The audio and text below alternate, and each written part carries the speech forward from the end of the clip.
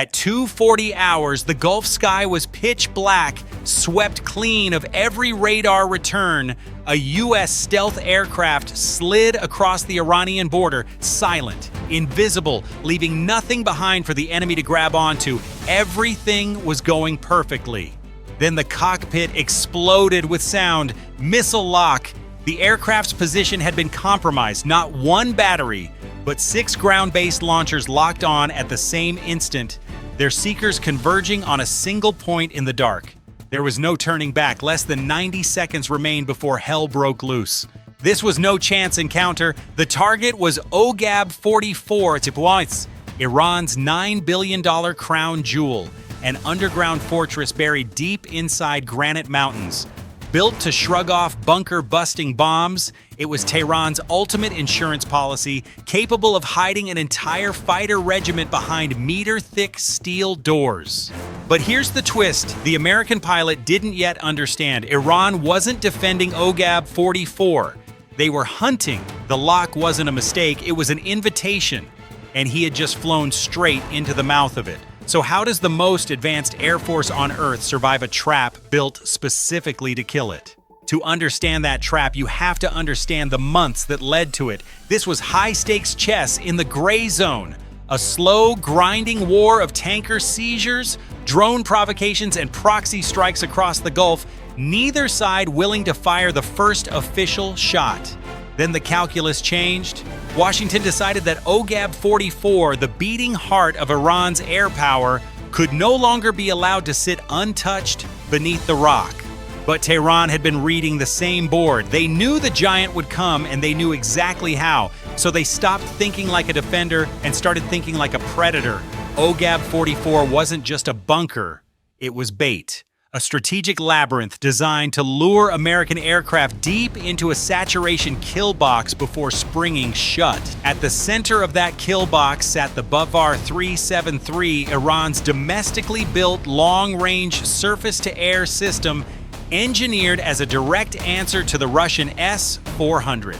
With a reach past 200 kilometers, it didn't simply guard the skies above the base.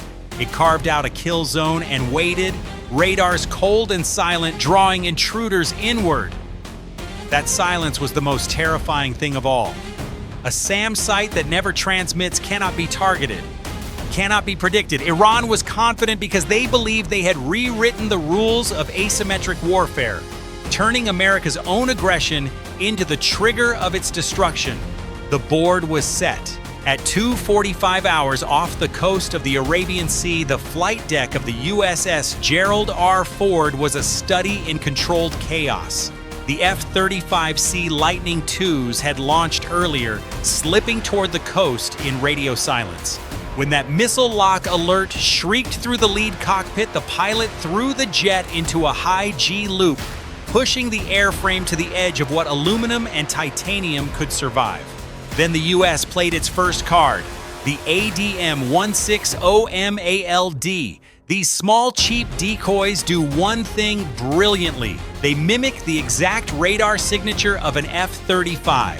By flooding Iranian screens with phantom lightnings, the Navy forced the Bavar 3 crews to make an impossible choice. To sort real from fake, they had to switch on their radars and actively sweep the skiton, and the moment they transmitted, they lit themselves up, like a man waving a torch in a pitch-black room, certain he's hunting, never realizing he's the one being seen. By 2:48 hours, the duel shifted from the tangible to the invisible. Hovering at the edge of Iranian airspace was a ghost out of Al Udeid in Qatar, the A-37B Compass Call, a flying supercomputer built for electronic attack. Its job was to find the electronic brain of Iran's air defense net and lobotomize it. It began threading low probability of intercept jamming into Iran's frequency-hopping chains. So subtle the operators could barely detect it, yet enough to choke their signal-to-noise ratio. But Iran was ready. They triggered a countermeasure called digital reflection, capturing the American signals, delaying them by millionths of a second, and broadcasting them back. Suddenly, the risk of blue on blue, a U.S. pilot firing on his own wingman, became horrifyingly real. So the EA-37B stopped jamming and started lying. Instead of blinding the Bavar 373, Compass Call fed it convincing false data packets.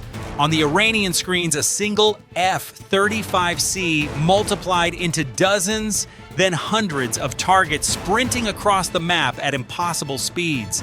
The operators were dragged into a frantic game of whack-a-mole, burning processing power on digital ghosts, while the real strike formation slipped through the seams. If you were that strike commander, would you press the attack now or hold for the jamming to fully take hold? Comment below.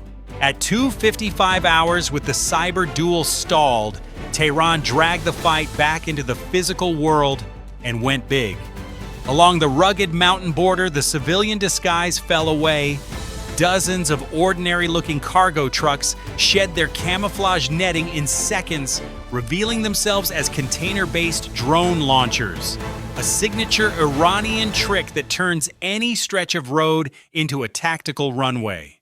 The night detonated into noise. Hundreds of Shahed-class drones surged into the sky like bees boiling out of a hive, but this was no random launch. Iran split the swarm in two. The decoy group screamed across every radar band, deliberately loud, begging to be shot at. Offshore, the Arleigh Burke-class destroyers brought their Aegis combat systems online and threw up a wall of SM-2 interceptors, knocking drones from the sky at long range. That wall was exactly what Iran wanted to attack, because every interception bled the American magazine. For each $2 million interceptor fired, Iran lost a $20,000 slab of plastic and explosive. It was a brutal exchange ratio designed to drain the giant's quiver one expensive arrow at a time. By 300 hours, while the loud half of the swarm soaked up missiles, the second group went hunting in silence. These were the killers. Low-flying variants packing 50-kilogram warheads, electronically mute, hugging the terrain and weaving through mountain shadows, they vanished into the fog of war their noisy cousins had created. For the F-35C pilots, the countdown was no longer about fuel. It was about ammunition. They were drowning in cheap targets, burning through the limited missiles in their internal bays. "We can't filter them out. They're coming from everywhere," one pilot reported, his voice tight under the strain of high-speed maneuvering. The strike package was being pinned inside the kill box, unable to find the real threats through the swarm. Then, on the edge of the battlefield, the cavalry appeared via a formation of F-15EX Eagle IIs. They didn't dive into the knife fight. These flying arsenals became relay stations and processing hubs, their ultra-fast ADC-P2 computers silently stripping the interference out of the F-35's feeds and synchronizing targets across the entire squadron. They were the heavy hitters, holding back, waiting for a single clean opening. Do you believe in the power of the U.S. Navy? If so, comment 1. At 3:05 hours, as the F-35C squadron clawed toward the strategic targets, Iran played its most brutal card. A network of high-power DRFM jammers perched on the granite peaks.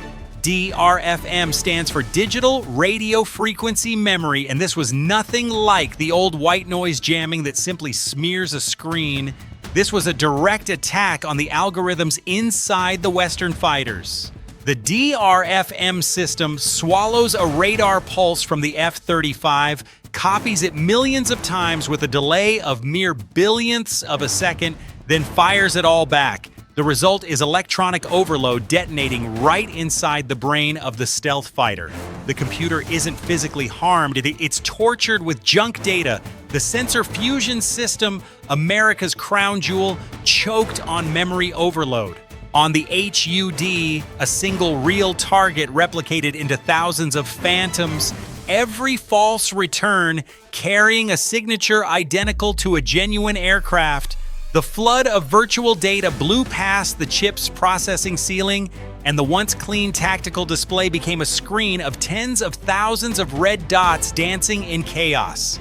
This is where the real nightmare began. To stop a full system crash, the lead pilot was forced into a desperate move. reset the sensors, shut down the active radar, and fly half blind. The hunters had just become the hunted. Across the formation, that pride of the U.S. fleet, the digital god of war, was suddenly groping in the dark. Attack effectiveness collapsed. The blackout bought Iran precious minutes, and they spent every second of it. Mobile missile launchers crept out of their rock shelters, hunting for their final firing positions before the sky fell on them. Tehran could taste it. The giant was blinded, the killbox was closing, and the most advanced air force on Earth had no eyes left to fight with. But discipline doesn't run on radar. In the strike coordinator's headset, calm cut through the static. There was one platform in the American inventory that didn't care about DRFM, didn't care about sensor fusion, didn't even need a working computer to kill. A platform everyone had written off as a relic. The order went out flat and certain. Send in the Hog for cleanup. At 3:20 hours, at a forward airfield near the Kuwaiti border, the A-10 Thunderbolt II squadron firewalled their throttles. The aging Warthog skimmed in at barely 30 meters, threading the canyons to ride the terrain's radar shadow. And down here in the dirt, all that DRFM wizardry became useless. These machines run on hydraulics and steel cables, not algorithms. The attack pilots weren't staring at screens full of digital ghosts. They flew on mechanical sights and the naked eye, hunting by muzzle flash, by the heat bleeding off a jammer, by the explosions of artillery already softened by earlier strikes. The GAU-8 Avenger opened up 3,900 rounds a minute, a river of depleted uranium. Each DRFM transmitter, the very devices that had just blinded the F-35s, was crushed into titanium confetti in seconds. The irony was total. Iran had used its most advanced technology to murder America's electronic brain, and in doing so had created the perfect hunting ground for a mechanical beast. Iran fought back, ferocious to the end. A wingtip took a hit, but the titanium bathtub around the cockpit and the backup cable controls held, and the Hog kept flying. Layer by hand, Ogab 44's defenses were peeled away. By 3:30 hours, the electronic fog physically shattered. High above, the F-35 screens bloomed clean. Now Compass Call delivered the kill stroke, spoofing Iran's network so its radars read the incoming penetrators as harmless clutter. While Tehran's brain chased phantoms, the F-15EX became the executioner. Salvos of GBU-72, advanced 5K penetrators, dropped from the racks, 2-ton steel blocks punching through tens of meters of granite before detonating in the heart of the command center. The pilot held his course through a missile warning to guarantee the hit. Then the mountain answered, a deep, rolling thunder from inside the rock. The Iranian operators watched their screens clear and understood the trap had closed on its makers. When the smoke cleared, the ledger was stark. Iran had spent hundreds of cheap drones, a layered jamming network years in the making, and the $9 billion fortress of Ogab 44. Its blast doors blown outward from within, its command center buried under the rock it was meant to hide in. The United States came home with a single battle-damaged Warthog and a strike package intact. The lesson is simple and brutal. In a system of systems fight, the side that controls the electromagnetic spectrum controls the outcome, but redundancy, not sophistication, is what survives. Iran built a brain killer and forgot that the giant still carried a hammer no algorithm could touch. The ROI tells the rest. A few $100,000 of analog steel cleared the path for a multi-billion-dollar prize. That is the satisfaction of efficiency. So here's the question for you. Was Ogab 44 truly neutralized, or did Iran just learn how the giant fights? Drop your verdict below. If this breakdown earned it, hit like, subscribe, and turn on notifications. This scenario is fictional, built for analysis and entertainment. The sensors are hot, the board is set, stay sharp, and keep your eyes on the horizon.